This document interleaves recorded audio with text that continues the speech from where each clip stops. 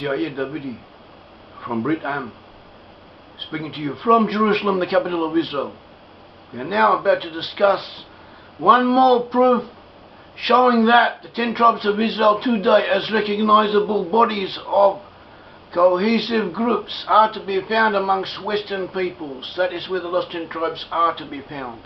They're descendants of the 10 tribes of Israel who went into exile and lost knowledge and consciousness of their identity, are now to be found amongst Western peoples, and they will return, they will re-acknowledge their identity. It will be made known to them, and they will re-acknowledge it, and they will return to God Almighty and to the land of Israel when the time comes. In the meantime, they must know, they must be aware of their ancestry, and that is what we do. That's what our organisation, Brit-Am, Movement of the 10 Tribes of Israel, does. It works to arouse and to inform those who are applicable, those who are pertinent to the subject of their ancestry, to tell them that they descend from the tribes of Israel. And we have numerous proofs of this. We have hundreds of proofs of this. One out of the very many proofs that we have concerns the actual name of these peoples in ancient times. Ancient times meaning less than 2,000 years ago, and sometimes much less than that, and they were known from the very beginning by these ethnic names, ethnic appellations, and these names are the names of the Hebrew entities, and they continue to hold these names, and these names prove that they are descendants of Israel, or they at least strongly indicate it. They are at least strong indications of this, and taken together with other evidence, the statistical probability is that these people are indeed the physical descendants of the ancient Hebrews who lost their identity, who lost consciousness of who they were and went into exile and moved in groups, in stages from the east to the west, and converged in Western Europe, and from there their descendants colonized and settled in North America, Canada and the USA, and also in Australia and New Zealand, South Africa and so on. So one of the proofs we have is the name Hebrew, the actual name Hebrew. Hebrew is an English word. It is a transliteration of a Hebrew word in the Hebrew Bible.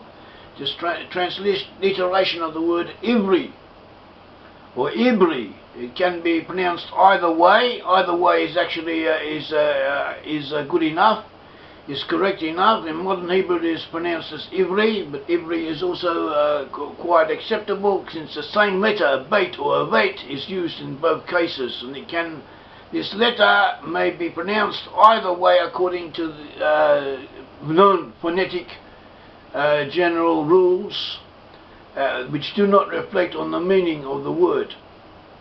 At all events, Iveri or Iberi in the Hebrew language, or Iberi, is another way of saying the word Hebrew.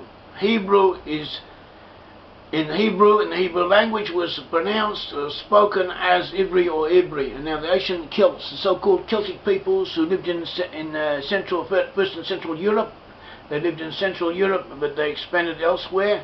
They also expanded into Western Europe. Eventually the leadership, or the people who actually determined who they were, the Celts were a group of different peoples ruled over by an elite group of leadership, who these leaders gave them their language and their culture, made them who they were, and this leading element moved from the east to the west, eventually converging in Gaul, in what is now France and Holland, and then from there moving into the British Isles, into Britain and Ireland, and on the way some of them, groups of them, also passed through Spain, and from Spain there too they moved to the British Isles and moved into Ireland and into Britain. And they call themselves, they are known in historical sources they are known as Celts, or in the Romans called them Celts, or Celti, or Galati, and other names, but they usually refer to themselves as Iveri or Iberi, meaning Hebrew. Meaning Hebrew in the Hebrew language, this means Hebrew. And we have in the Hebrew Bible you have hundreds of examples where the Hebrews, ancient Israelites, call themselves Hebrews, and that was what they were known as. Genesis 14:13 and Jonah 1:9, Genesis 39:14, 39:17, and so on. Joseph refers to himself as a Hebrew. Jonah refers to himself as a Hebrew. Abraham is referred to as a Hebrew, and so on. And we find this word Hebrew is reflected. We have the expression Hibernia for island. We have the Iberian Peninsula, the Iberian Peninsula meaning Spain and Portugal together. And also the Hebrides, the islands. Hebrides, also the Hiberi in Hebrew, Hiberi. It can be. It's the same thing. Iberi or Iberi or Iberi without the ha sound is the same, because ha in Hebrew means the.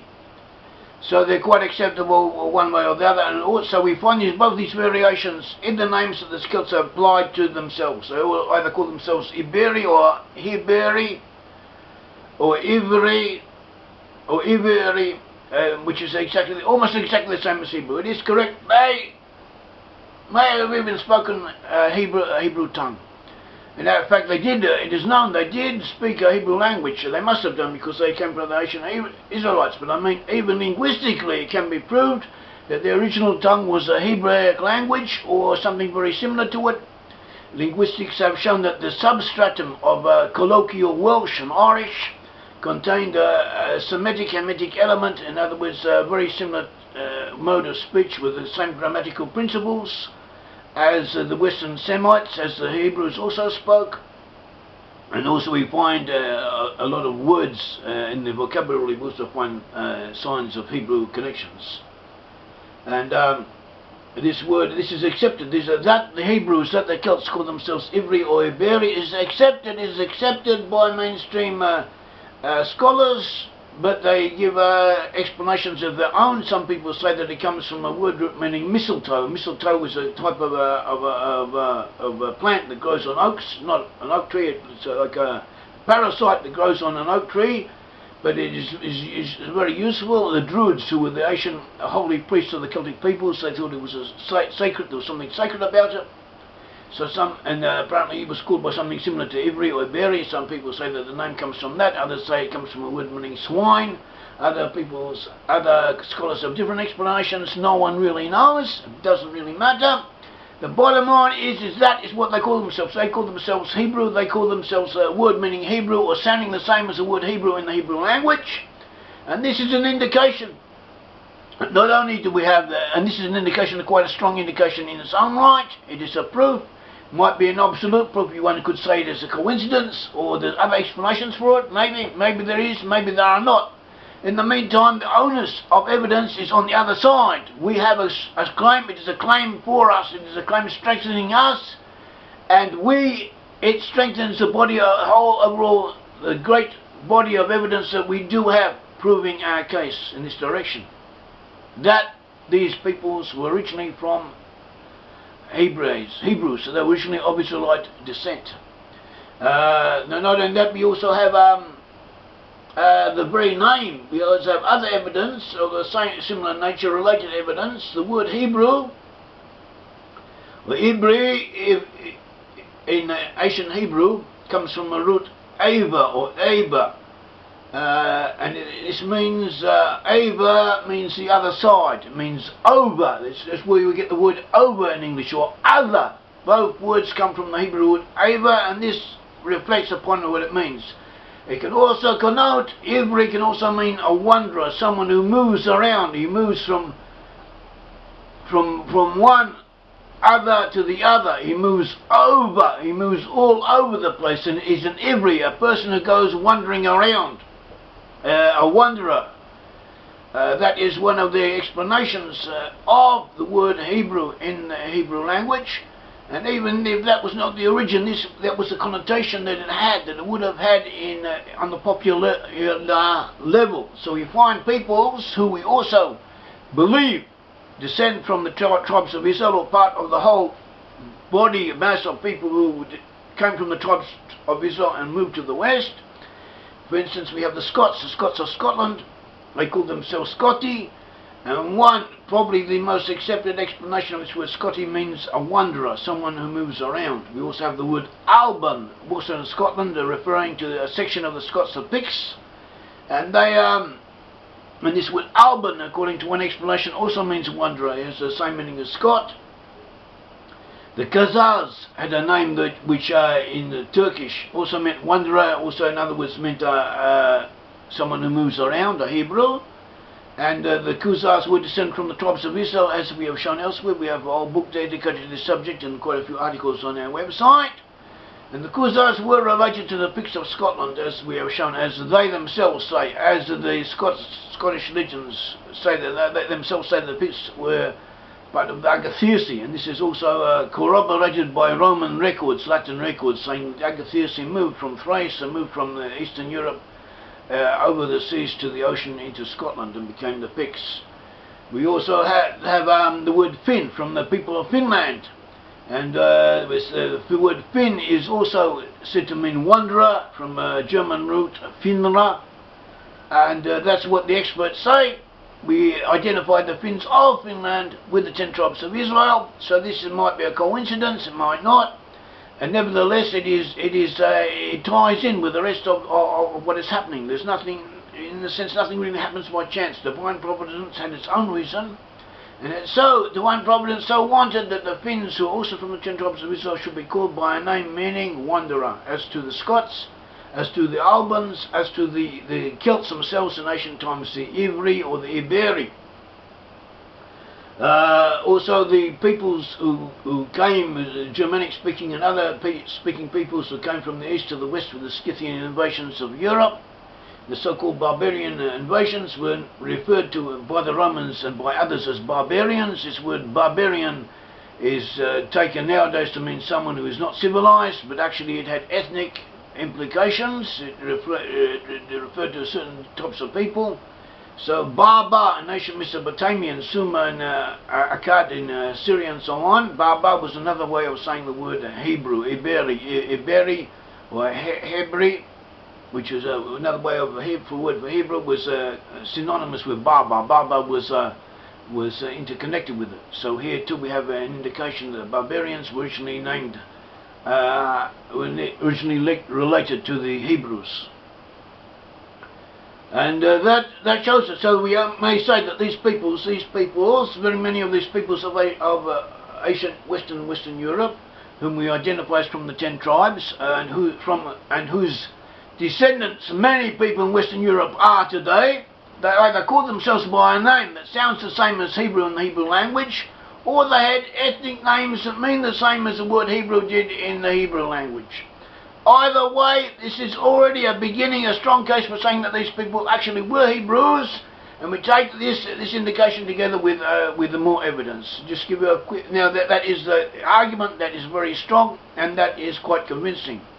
Go through a few of the sources now just to round things out, but you've already, the gist of our argument concerning this word Hebrew, Iberi, Hibernian and so on has already been given. But now we go through a few of the sources. We'll see just to illustrate matters. So in Genesis 14:13 we say that there came one that had escaped. Abraham is called a Hebrew. Abraham the Hebrew. Abraham is called Abraham the Hebrew. Abraham the first Hebrew, the forerunner, the forefather of the Hebrew nation, of the Israelite nation. We had Abraham, Isaac and Jacob. Abraham was the grandfather of Jacob. Abraham was the beginning, was the one who was told by God to get out of his country and to go to the land of Canaan, who began the Hebrew race according to the Bible. He began the whole biblical story. He was known as Abraham the Hebrew. And later on we have Jonah the sailor, who was in a ship. There was a storm, and the sailors cast lots, and they wanted to determine who was responsible for this storm, and the lot fell on Jonah, and so they asked Jonah who he was and what he was doing. And these people, these sailors, were not Israelites, they were non-Israelites, and they didn't know anything much about what an Israelite is. So Jonah said, I'm a Hebrew. Jonah introduced himself. Nationally, he was a Hebrew. That is how Israelites used to call themselves. I am a Hebrew. See Jonah 1:9. I am a Hebrew, Jonah said. I am a Hebrew, and I fear the Lord, the God of heaven, who made the sea and the dry land.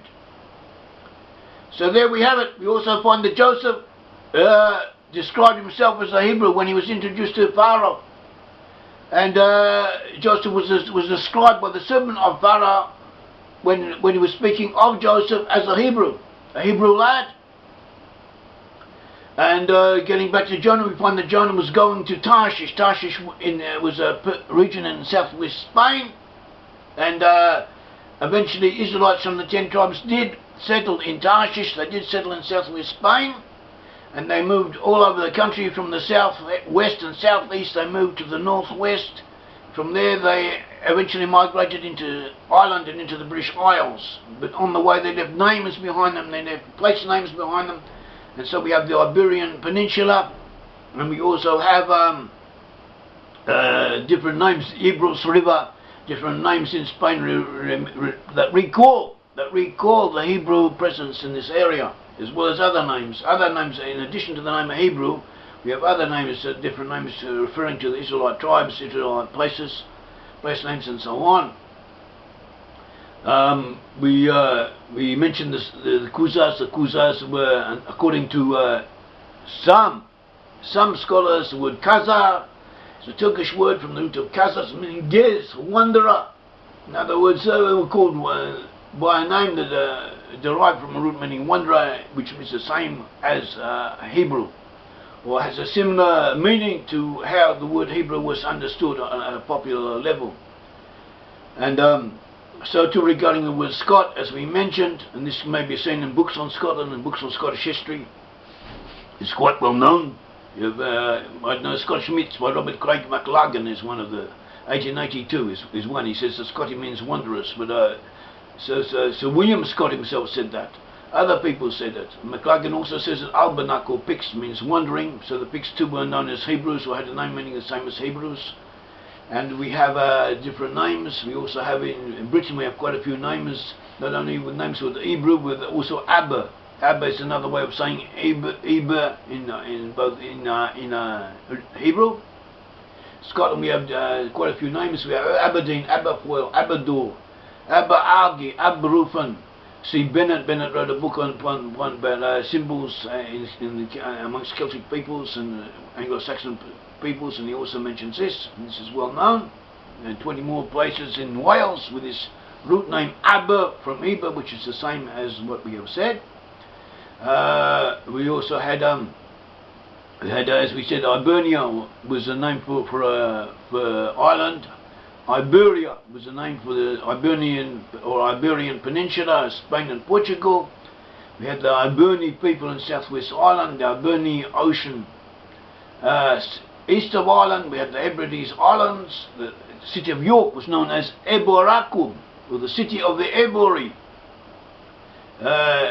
In French, we have Eberodun, now Eberolukim, Eberobrit-Am, Eberorivistis, Eberobriga, Eberomagus, Eberodunum is well known. They have a lot of place names in Gaul and in Switzerland and in places like that with this same root Eber or Iberi. There was even a group of peoples with this name.